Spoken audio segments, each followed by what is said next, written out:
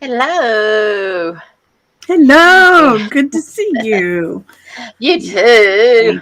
Thank you. Ah, We're heading towards the middle of February. We're doing good here in North Carolina, already, my. USA. Yeah, I Ah. know. I know.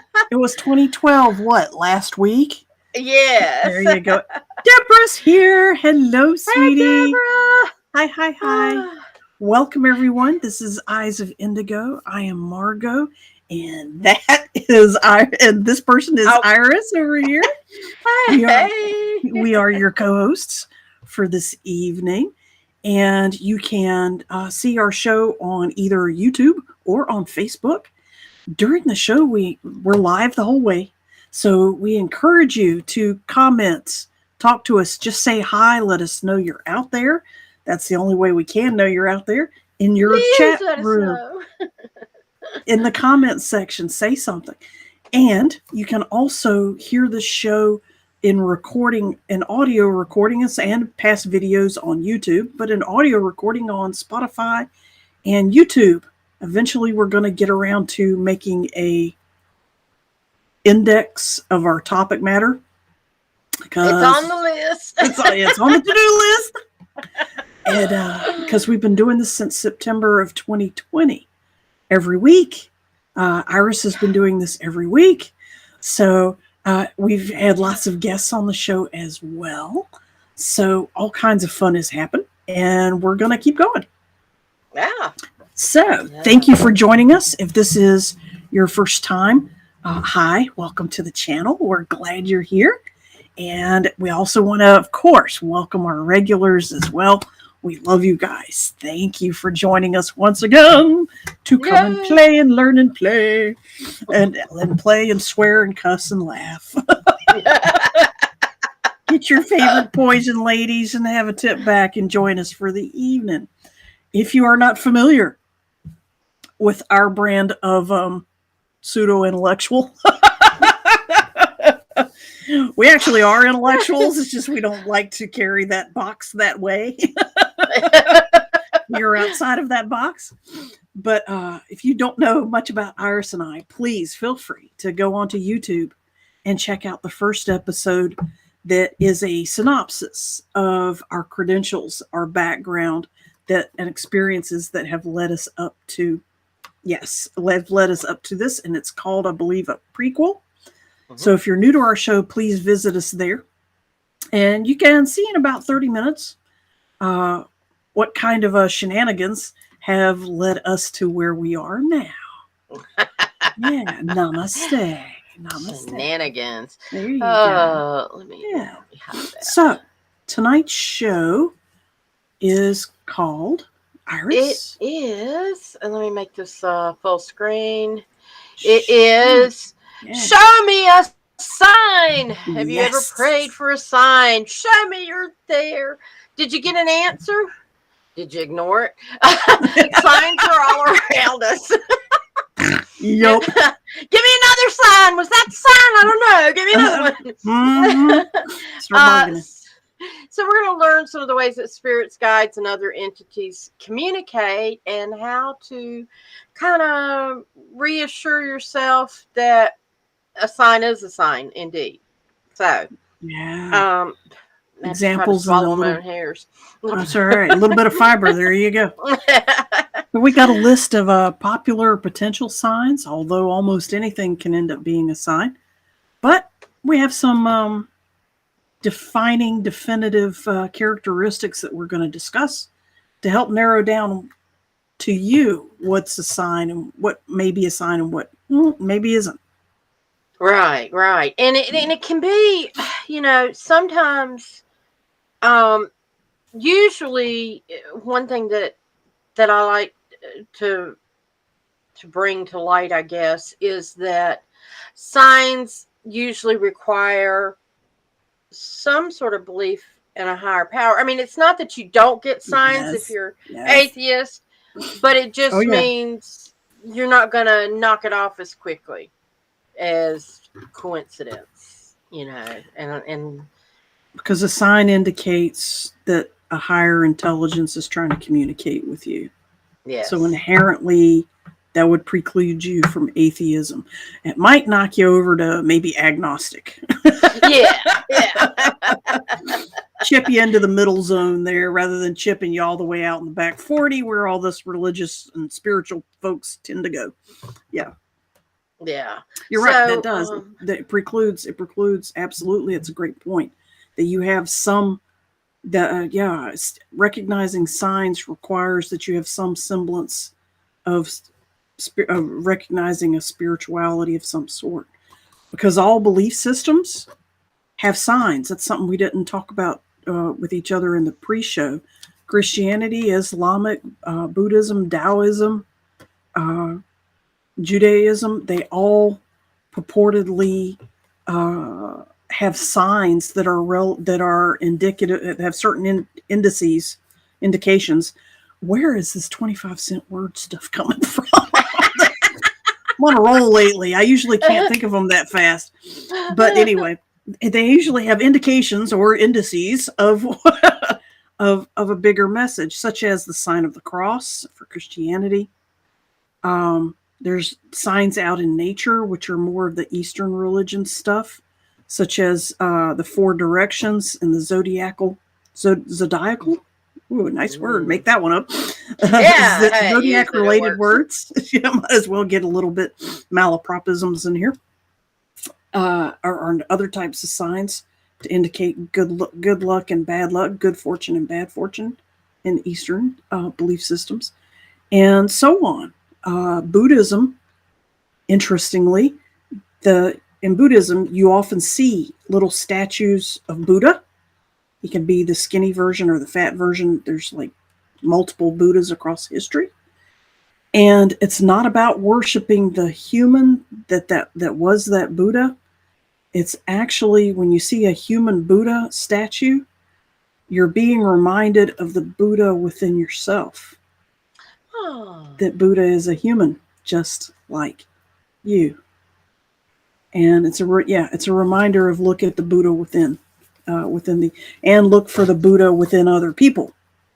All right, recognize the divine spark, and that's a sign. Yeah, the statuaries, the little statuary is a sign. Yeah. And sometimes, though, I think some some signs can be created out of man's beliefs, and like the old wives' tale. Yeah. Yeah, such as the Jewish. Let's show a symbol of death and destruction and torture, pain and suffering. Yeah. Yeah. Governmental control. Yeah. Yeah. Execution block. Okay, that's a cross. Yeah. Oh. Gee, yeah, you keep spinning that one, but it just doesn't quite sit with me. No, it's still an execution symbol of pain and suffering brought on by governmental higher authorities, no matter how you spin it, and make it look pretty or gory.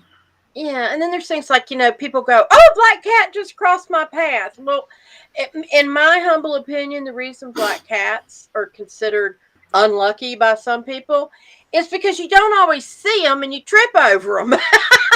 It's like they hide easier, and it's like, and they bolt right in front of your feet when you have cats. Yeah, and so it's like they're not. I mean, they're beautiful. I love black cats, but I think that one's more man-made. That's not like a sign from God that you better watch out, danger's coming. It's just, hey, there's a black cat around here. Watch where you're going. Yeah. Going under a ladder is bad luck. Well, is it bad luck for you, or is it bad luck for the guy on the ladder? Who crawls under ladders anyway? That's stupid. Yeah. Stuff can fall on you. You can knock the ladder over. Both of you are in a bad luck situation at that point. Yeah. Right. So that's all kind of. So let's go back to animals. Let's stick with that for a second. Okay. Animals as signals. What else you got? What else comes to mind? Well, I know animals can we talked about spirit animals in one of our last podcasts. Yes. And so when animals are making appearances, you need to kind of pay attention to what that is. And just before the show, I was telling you I've had deer increasingly show up and it's about the same time every day, but it started as like 3 deer going across, and now I'm up to 6 deer going across, and it's like they evidently they come back at some point during the day or in the wee hours of the morning, or the circle and around. Yeah. and then they about 5 o'clock or so, they go across my backyard, and they'll stand out there and graze, and the dog goes nuts inside, and they'll kind of look and stare at her, but it's She's uh not a threat. Yeah. yeah, and I'll just tell her, it's the deer, you have to stop. And today I was getting ready to take her out on the outside. I had her on a leash, thank God. I was getting ready to take her out, and I looked out the window first, and sure enough, there were a couple of deer standing out there, and I watched and I counted as they stopped, and a couple went on, and they're just going along their merry way. And I looked down at the dog and said, "We gotta wait. Your friends are back."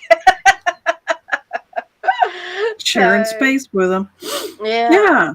And the yeah, deer are a sign of many things, especially in the native indigenous traditions. Um, Deers are a sign of family, herd instinct. They are also an indicator to bump up the levels of patience and kindness in your life or towards yourself. All right, not necessarily towards other people, but patience and care and love and affection to yourself. Take care of yourself.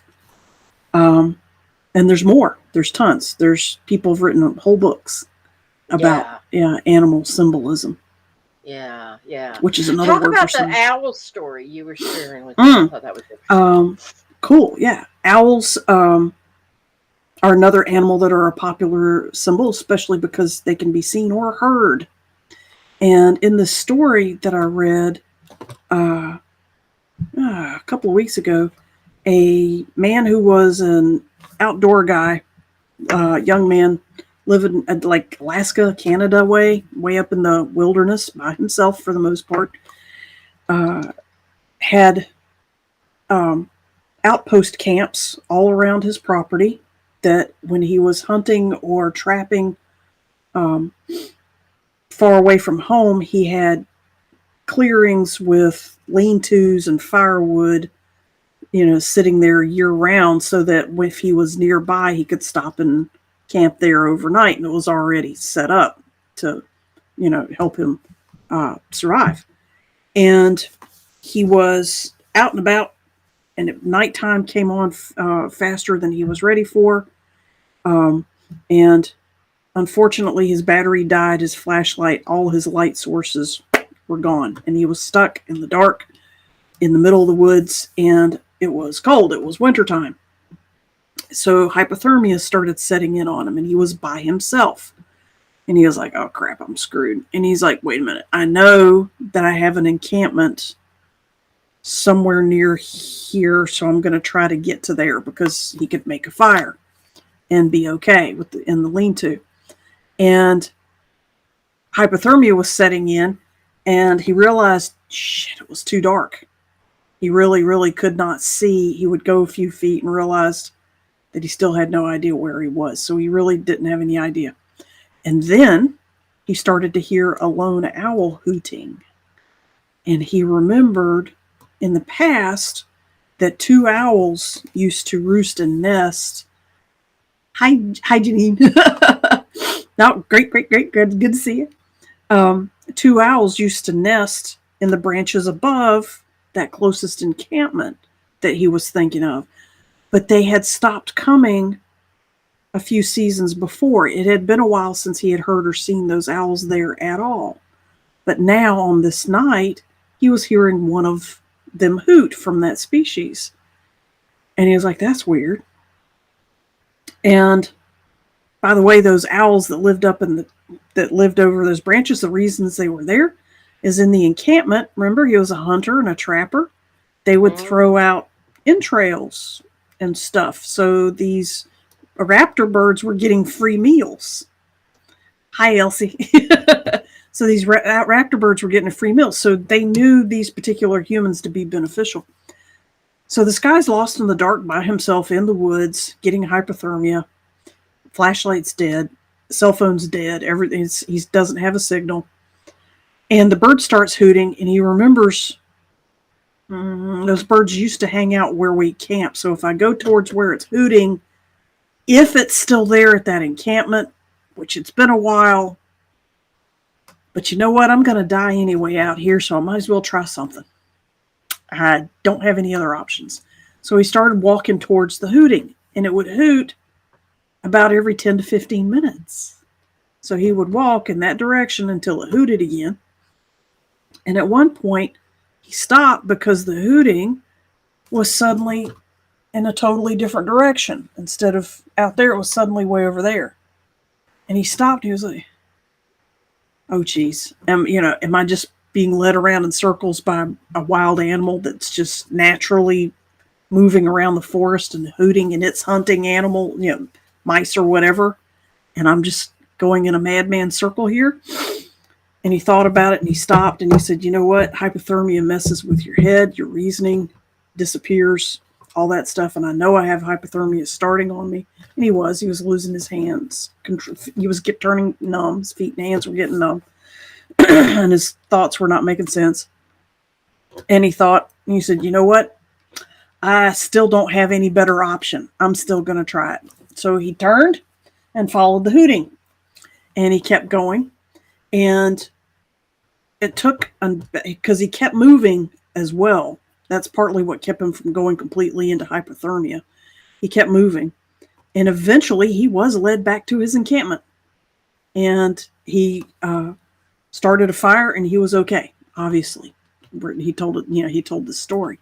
So he made it through the night. He had the fire and stuff, and the owl thing disappeared.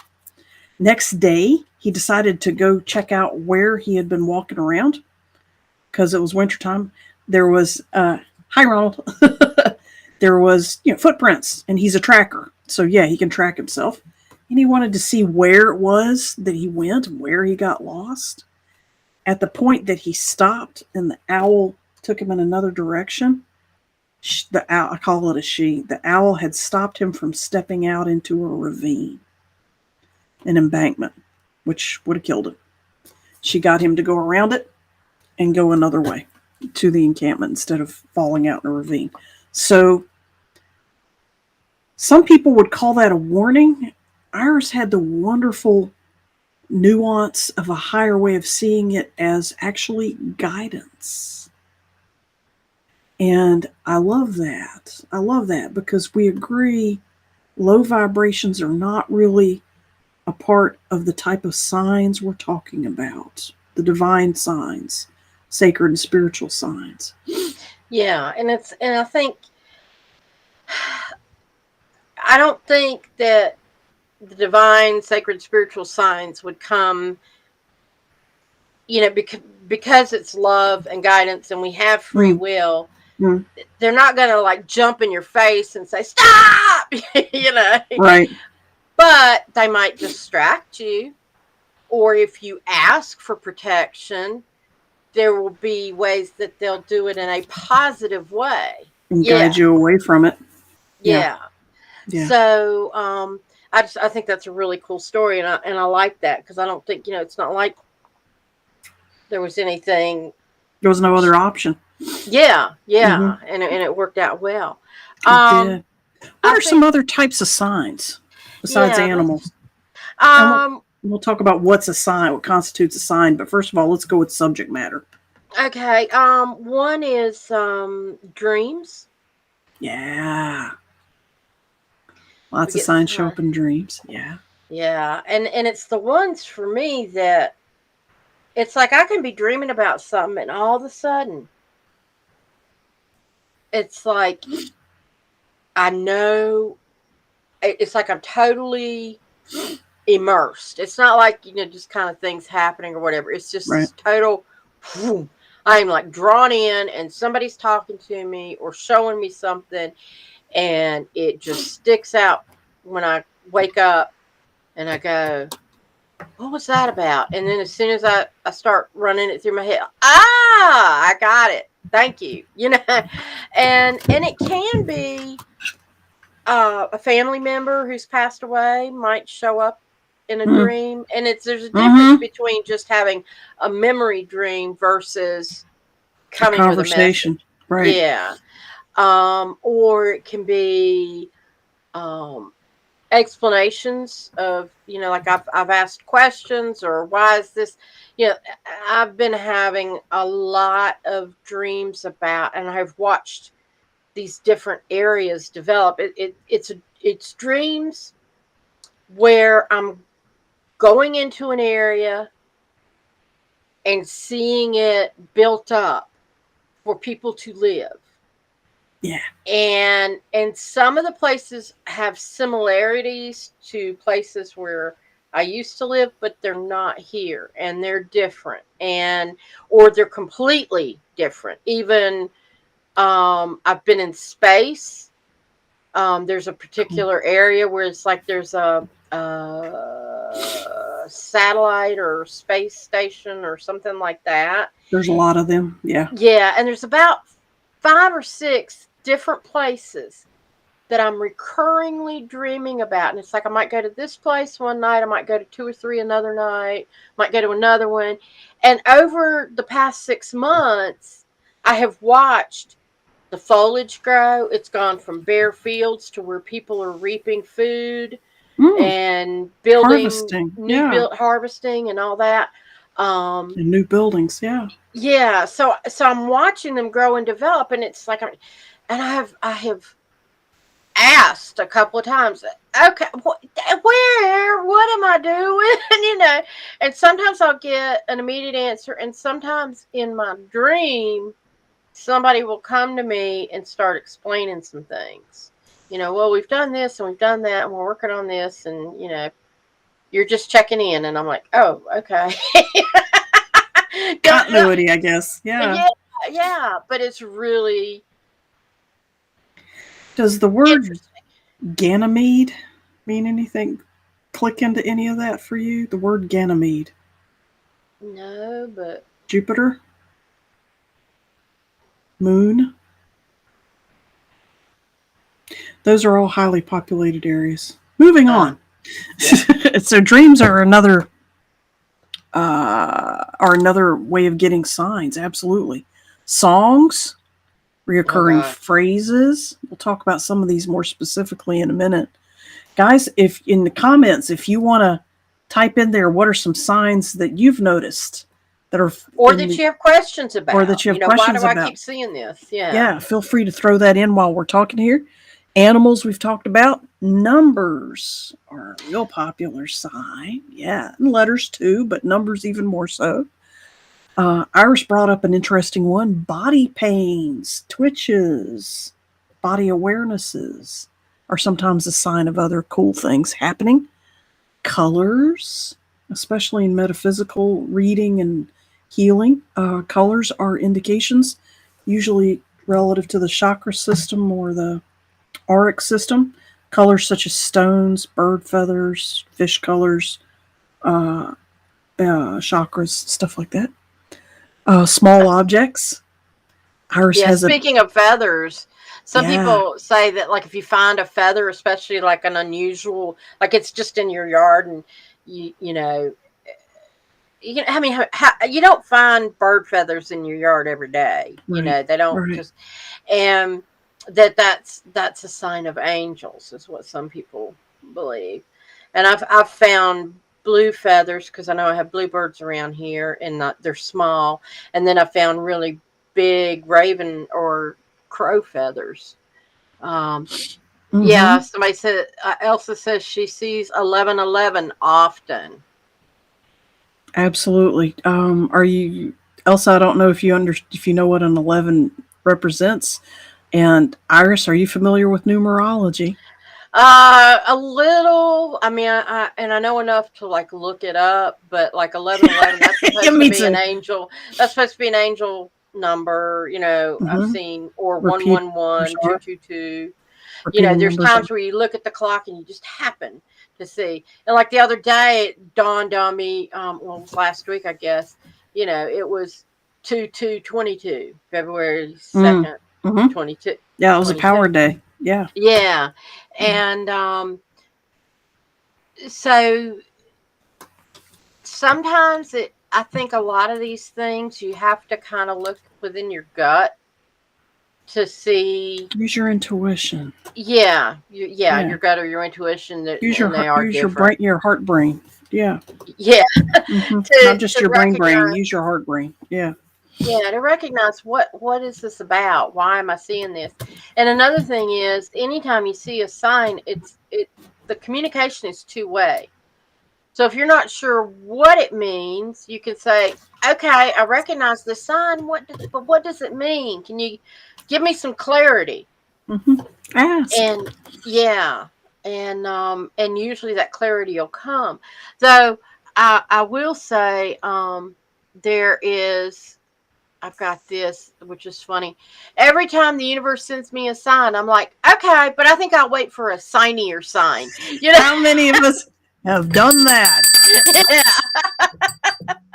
I want a sign, but not that one. Give me another one. We're very picky. Ronald, I had a black vulture show up on my property a few months ago. This is an irregular visitor here. Yeah.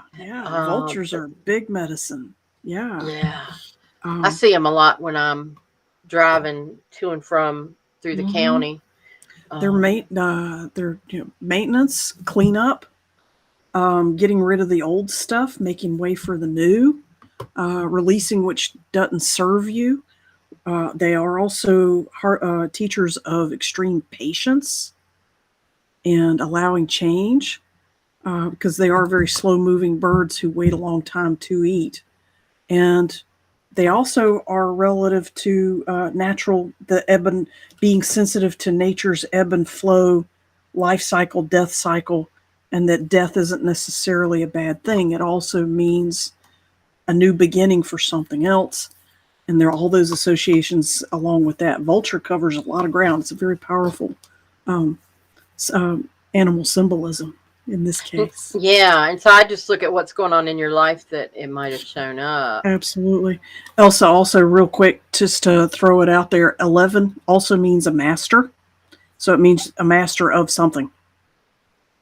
You are mastering something. You are becoming a master of something. Something master-ish. I know you're a Reiki master, but you're a master of something. Yourself, your awareness, fourth dimension, fifth dimension, your dog, I don't know, your cat, an art, and a new skill technique that maybe you didn't realize you were that good at it. 1111 means either it's recognizing the master within you wants to come out and do her thing.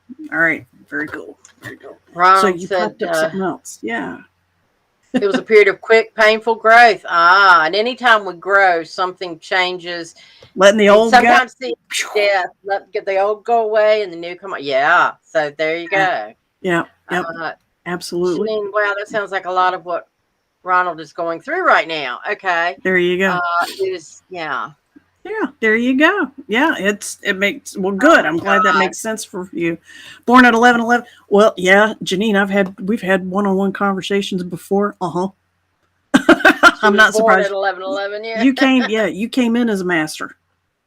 Not surprised at all. Wow. Not very surprised cool. at all. Yeah. Very cool.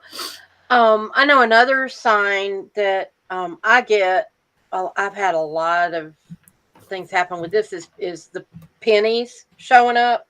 Yeah. And small objects like feathers, pennies, paper clips. Yeah. Yeah. The pennies, a lot of people refer to them as pennies from heaven.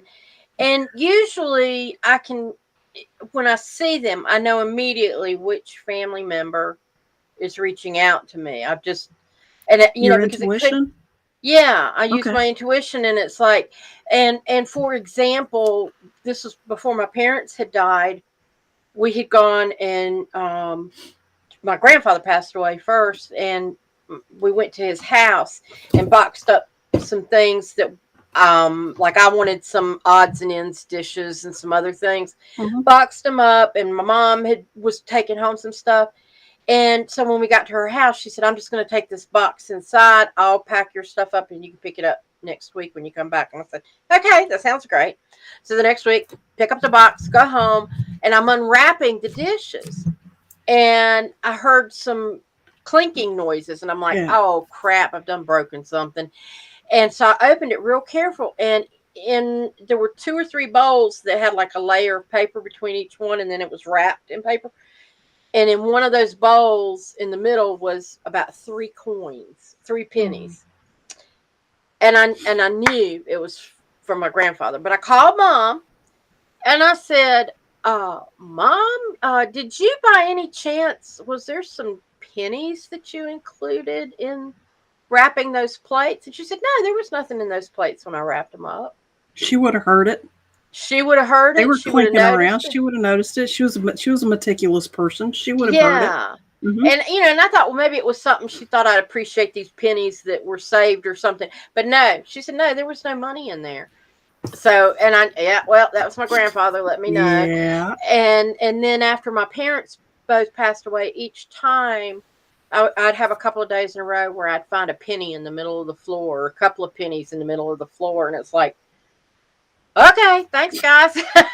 And even now, every once in a while, something will come up. I'll be thinking about them, or I'll be thinking about something and related to them, and going, I wish I could talk to Mom about this or that. And bam, here comes a penny. Seeing a penny. Janine has a similar story. Throw that up on the screen for us. My coworker always finds a dime when his sister is reaching out to him. She transitioned to the other side when she was in high school, and when he was younger. So she had dimes to show up.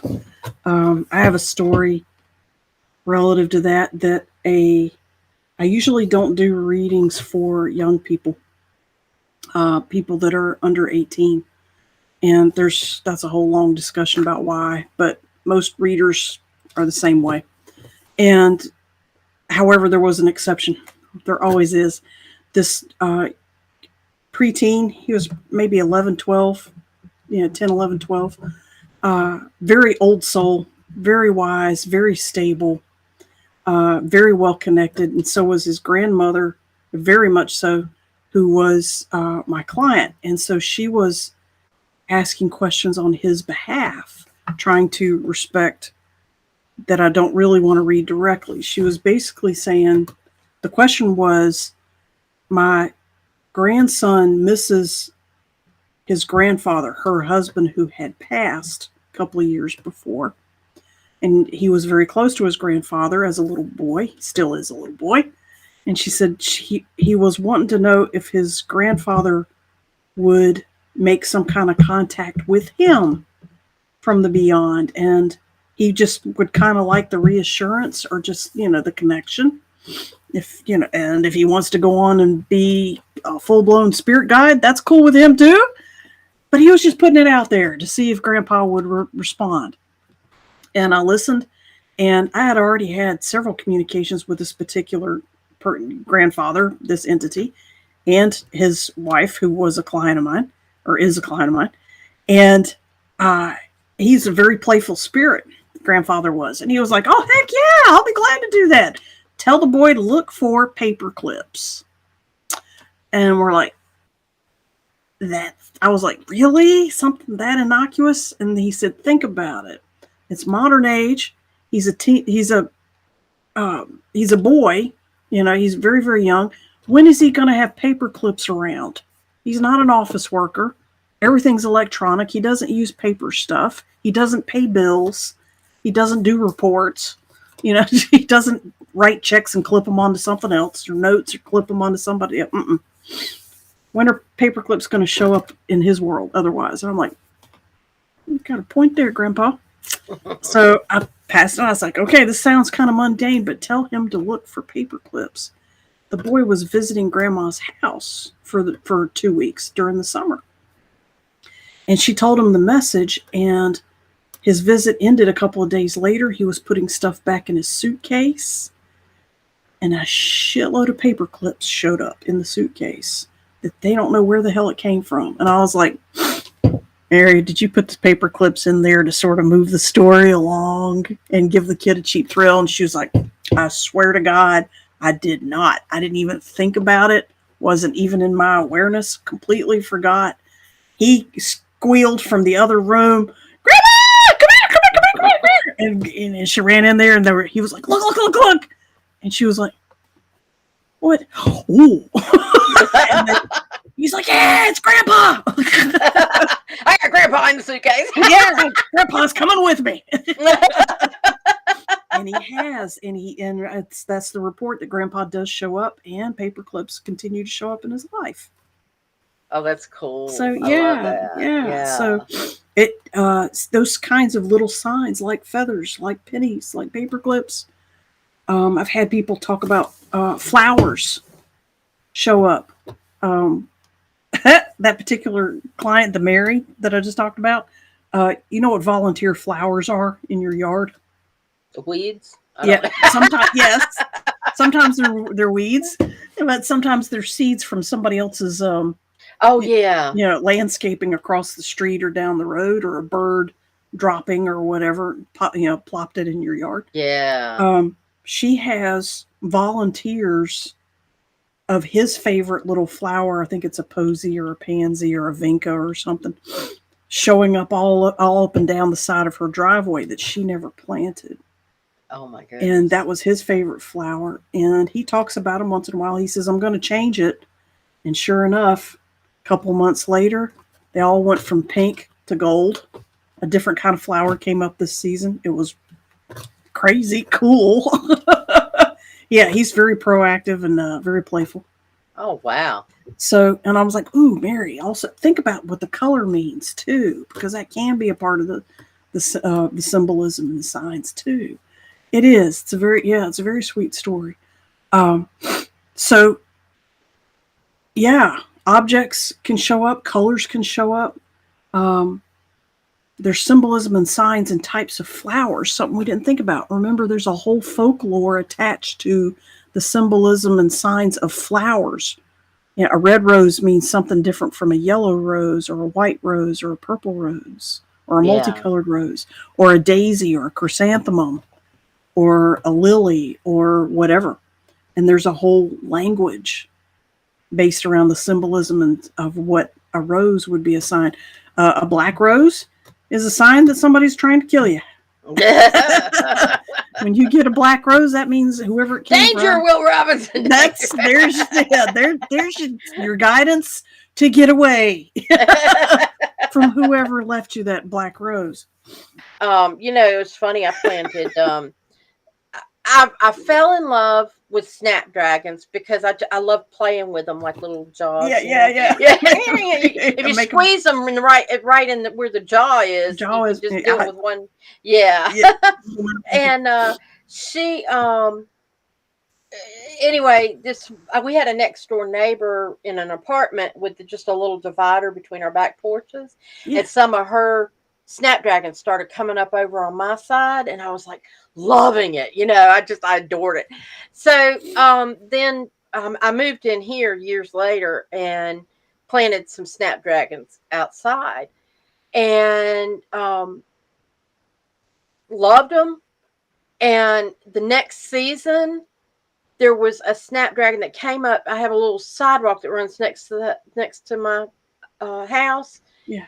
And in one of the sidewalk cracks, up comes a little snapdragon, all by its lonesome. Just one little. It volunteered out. Yeah. Yeah, it volunteered out, and it was, just the weirdest place. I get weeds over there, but I never get, flowers. Real flower. Yeah. Yeah, and so I'd weed around it and let the flower grow, and it stayed for the longest time and came back again and came back.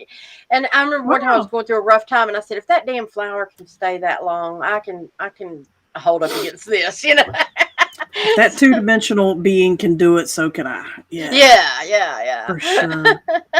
For sure. Ronald says that Janine loves her daisies. Yep, daisies are a language. They are happiness. Yeah, they're a joy and happiness and innocence, purity. The real thing, untainted. Yeah, simplicity.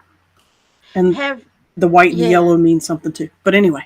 Oh, that's cool. Yeah. Mm-hmm. I carried daisies in my first wedding. Oh, yeah. Those are all some very, very wedding symbology words. For sure. Other signs that we talked about, reoccurring phrases, body pains and twinges. You had some commentary about your knee at one point.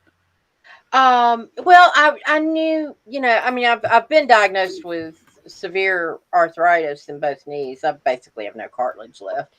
And, but 5, maybe 10 years ago, God, how long's it been?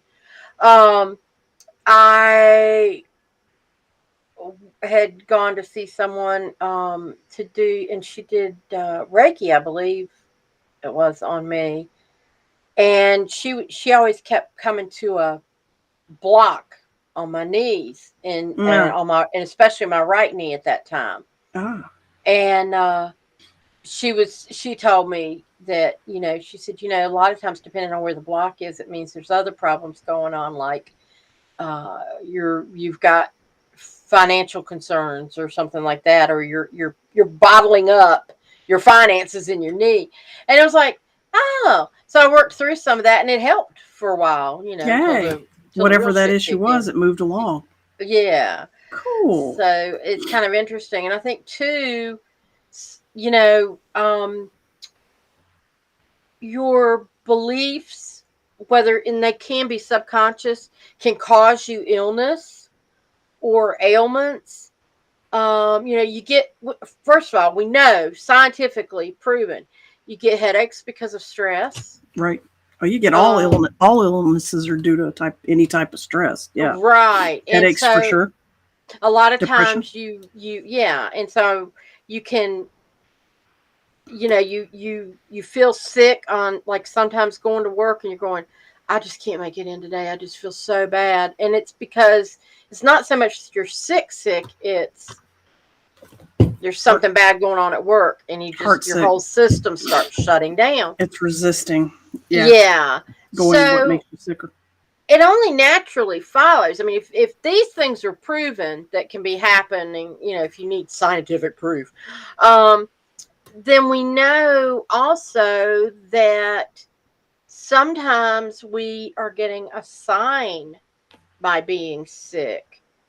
Did something happen, or did you get sick because of something that you need to avoid? Or it's not the right time to do something? Or does it Or something remind you of needs your somebody attention. else? Yes. Mm-hmm. So a lot of times when you're sick and you're going, well, I haven't been around anybody that has a cold. I don't know why I feel so yucky. I'm not running a fever, but where's this coming from? Really open your mind to that possibly being a sign. Or, Or something else. gosh, Right. my elbow hurts. What did I do to my elbow? I don't remember bumping it or anything. Is there something else associated with that body part with something else? Or The energetic alternative practice called Body Talk mm-hmm. has a whole encyclopedia of what each body part is related to and means. Heart means something, liver means something, elbow, right, left, your brain, your eyes, your sinuses, your stomach, kidneys, blah, blah, blah, blah, blah. Every single part of your body, what it's doing relative to what it's doing, when it's doing it relative to other body parts, can tell a whole index of signs of what your body's trying to tell you. And there's a whole practice of that called Body Talk. It's fascinating. Yeah. And I think too, sometimes, have you ever been in a mood or thinking about something and all of a sudden a song comes on that, Yeah. bam.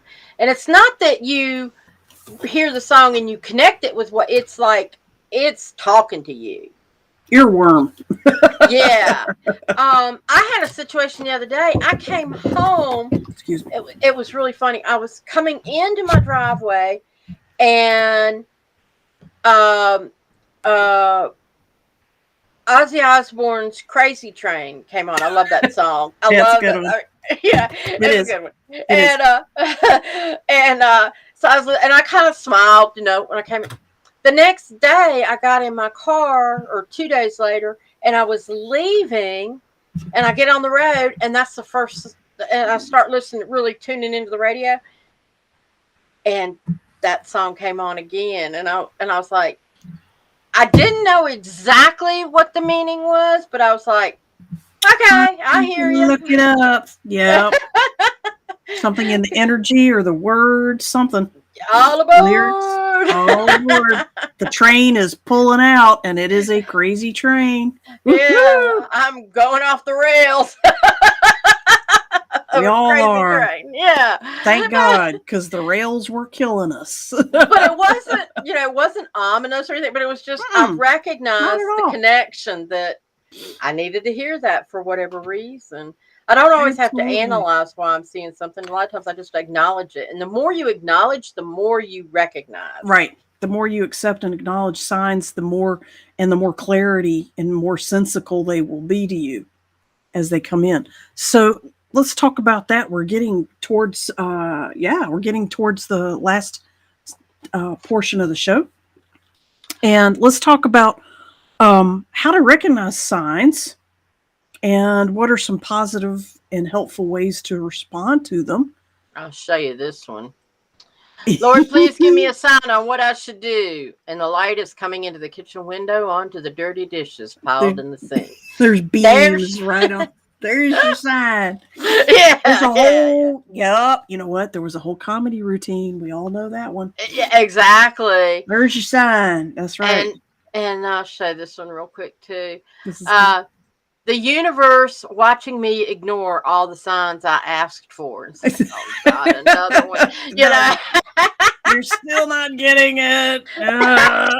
That's the universe. Yep. Angels rubbing their heads. Yes. Rolling their eyes. So absolutely. Yes, they do have a sense of humor. So when a sign shows up, what are some recommended reactions to do exactly what we're recommending, to acknowledge and benefit from signs? Well, the first thing is, if you don't understand it, ask for an explanation. But don't constantly second guess yourself. That is this a sign? Is it not a sign?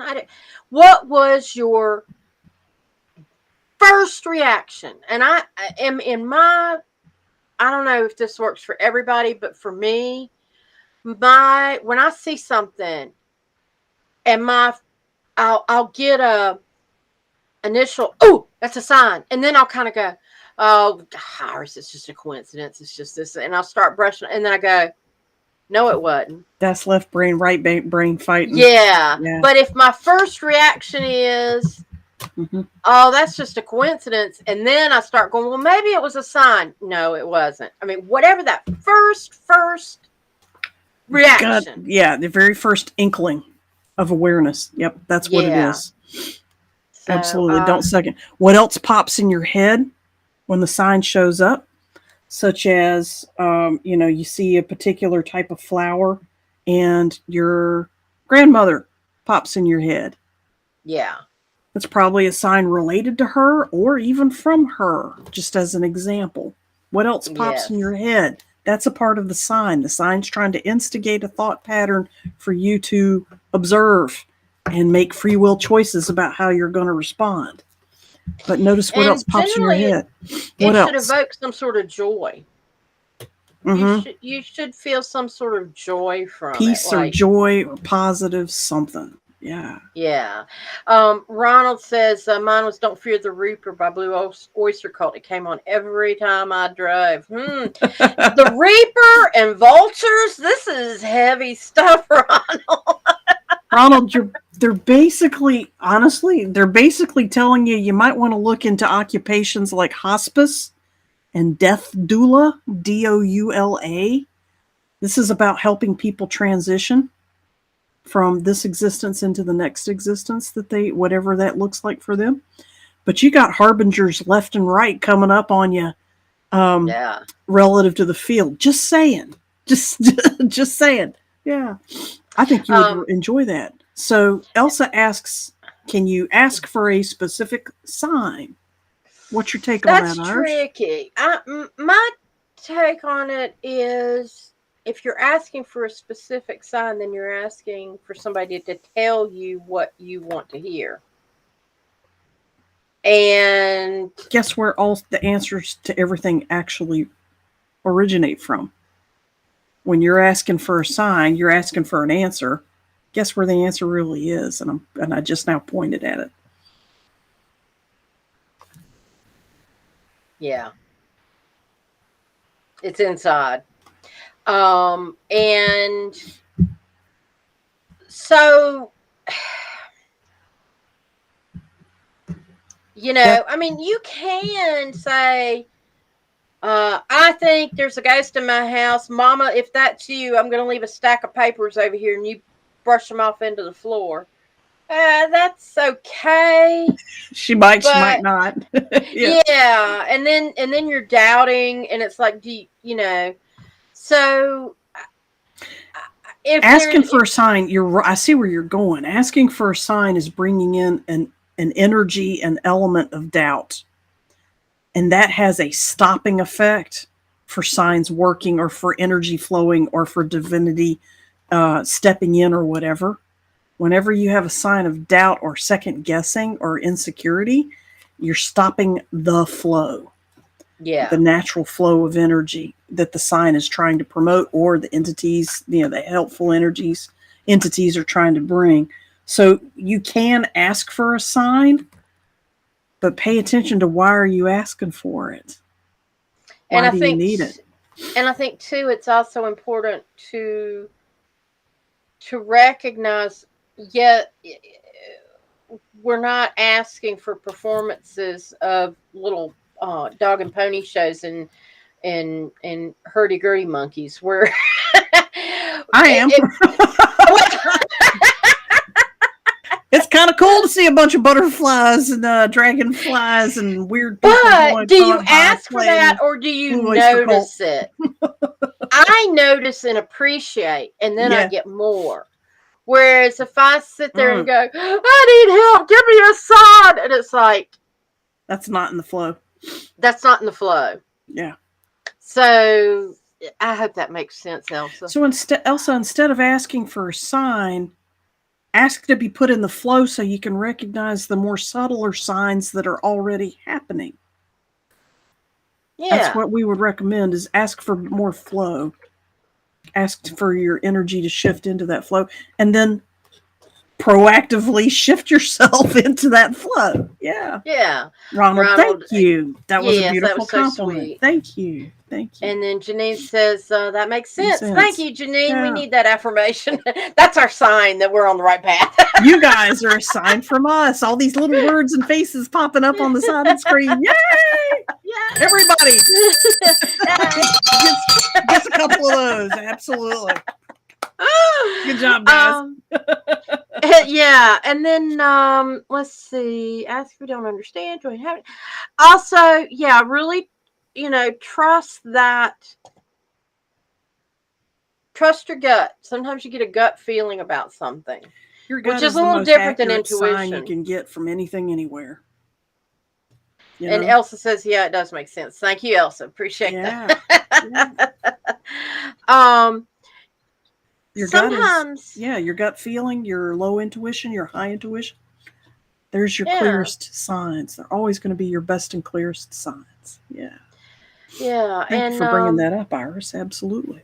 Yeah. And I love like serendipity and it's amazing how many other people that I talk to, like I'll see clients at work and we're working on their resume or something, and they'll say something and I'll go, yeah, I had this, there's some connection there. And we're like, it was, we'll kind of laugh about the serendipity. But what's happening is I'm seeing a lot of people now going, I knew there was a reason I came here. Or I knew that, and it's like they're acknowledging the signs that come up. Cool. And that led them to that moment with you. Yeah, which really seems like, or coincidences and things like that, some people say there's no such thing as coincidences. That would be me. Yeah. There isn't. Those coincidences are more subtle versions of a sign. Repetition. reoccurring phrases, reoccurring events, reoccurring songs, reoccurring thoughts, reoccurring colors, reoccurring animals. That's Here's reoccurring people. Those here's are a signs. Yeah. here's a really good one. I love the series Supernatural. Yeah. And I've watched it, but it had been a while since I'd seen it, so I started rewatching it. Yeah. I Okay. gotta catch up Well, with them though. yeah. So stepping back, a friend asked me to do some writing, and it's a story about angels. Okay. And he mentioned, and we're going to be talking about this in a future podcast in a couple of weeks, but he mentioned seraphim, which are typically, and he started describing, and I was totally unaware. They supposedly had 4 heads, or this was how they were described, and 6 wings. Like the and Brahmins. Yeah. Yeah. And I looked them up and, seeing all these pictures, and I'm like, oh, that's kind of interesting. I read that a little bit later. I was in my living room, turned on the TV to watch another episode of Supernatural, and there was an angel in Supernatural who he was just a guy, a regular. I mean, he looks like a regular guy, and but he was an asshole, and one of the people in the he was a jerk angel, right? Yeah, one of the brothers said, well, if at least I'm not an angel with a bald head, and and he goes, if you could see the real me, I'm a seraphim, and I have 4 heads, and blah blah blah blah blah. And I was like, whoa, because I had never paid attention to that until I had seen the information for this writing I'm doing. And then it rolled up in the script of your favorite TV show. Yes. And so that was like, okay, because while the whole time I was sitting there going, before I even knew what I was going to be writing about, I was chatting with the guy in a message, and I was sitting there going, he was asking about hiring a writer, and I was like, I could do this. God, I'd be an idiot. I got too many things going on. Why do I want to take this on? And I kind of tuned in. Yeah. And it was like, yes, Iris, you need to do this. And I'm going, really? Really? And you're going to argue with them about it, right? Yeah. We do. Do it. We do. We bother to argue. Yes, we do. Do it. Just wait. Wait. Just wait. You'll want to do this. Do it. So, would you like for me to write it? And he said, yes. I was hoping you'd say yes, And then he tells me what this storyline is about. And it involved angels and other things that I'm interested in. And I'm like, goosebumps, going, oh, yes, exactly.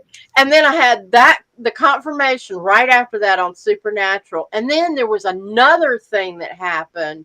And I can't remember now what it was, but it was another thing on top of that was like an extra. Okay, I get it. I made the right decision. And they want you to keep going in that direction with the supernatural angelics, right? Yes. So it's just really interesting. So Ronald gave us a wonderful. Well, Janice says exactly your gut intuition may provide the best sign. Yeah, or the explanation for that sign. Oh, yeah. And then Ronald says, I think most times our best decisions come when we have less time to consider them. Yes. With less time to think, we're forced to depend on the initial gut reaction. Yeah. We're forced to depend on our intuition, period. Less thinking, more intuition. Thinking is an ego function. Thinking is it's a judgment function. It's a 3rd dimensional function. If you want to evolve and spiritually grow, that means you will leave thinking behind. 100%. No. Depends on, but if you're in a job and you have a decision to make for the function of that business, yes, you can go with your gut, but you have to sometimes be able to explain it to somebody else. In the 5th dimension, the way you explain things is you'll be telepathically communicating with them. Yes, And they will but be able to plug into your awareness of how it all works instantly. even if they're not in fifth dimension? If they're no, you rarely will be working with things that are in third But dimension. for right this minute. I'm in both worlds. Okay, yes. While we're translating, yes. Now I don't want to people to throw thinking out the window because I do. The faster they do it, the faster we get into But 5. you're in a fortunate situation where you work for yourself. Right. So I don't have to work for other people's judgment. Absolutely, except for that of my clients. But yeah, right now when you're still got a little bit of third dimension in your awareness and a little bit of fourth dimension in your awareness and a little bit of fifth dimension, and maybe you're hopping around among those 3. Yeah, be aware of when you're in 3D and use your 3D awareness. There's nothing wrong with it. It's just different. When you're in fourth awareness, it's transitional and it's about village and community and helping each other from a place of heart. And then in fifth dimension, you ain't got to worry about any of that shit. You just go with the flow, and so does everybody else. So it's a totally different way of communicating. But yeah, be aware. Just be aware of where you're at. Yeah. And keep heading upwards, by the way. Keep your vibration going higher. Yeah. So Ronald apologized for typos. He's being overloved, overlooked, overseen by a ruling cat. There you go. Get a kitty cat on the keyboard with you. No worries about that at all. Yeah. We understand. We got doggies and kitties in our world too. But guys, we are at 10:32, so we have burned up another hour of your sacred time.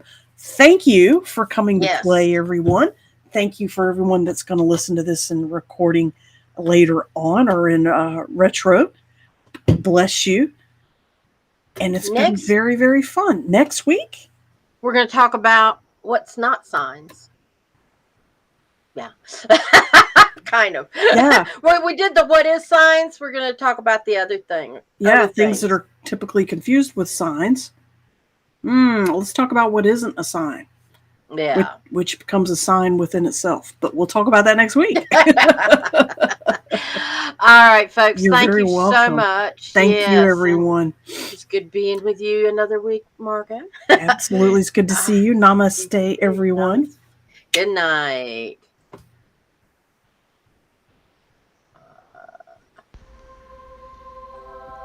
Thank you for joining The Eyes of Indigo with Iris Carter and Margo Ross Sears. Music is Arcadia by Kevin MacLeod of Incomptech.com, licensed under Creative Commons. Visit our Facebook page for broadcast details at www.facebook.com/Eyes of Indigo. Show is copyrighted 2022 by Iris Carter and Margo Ross Sears.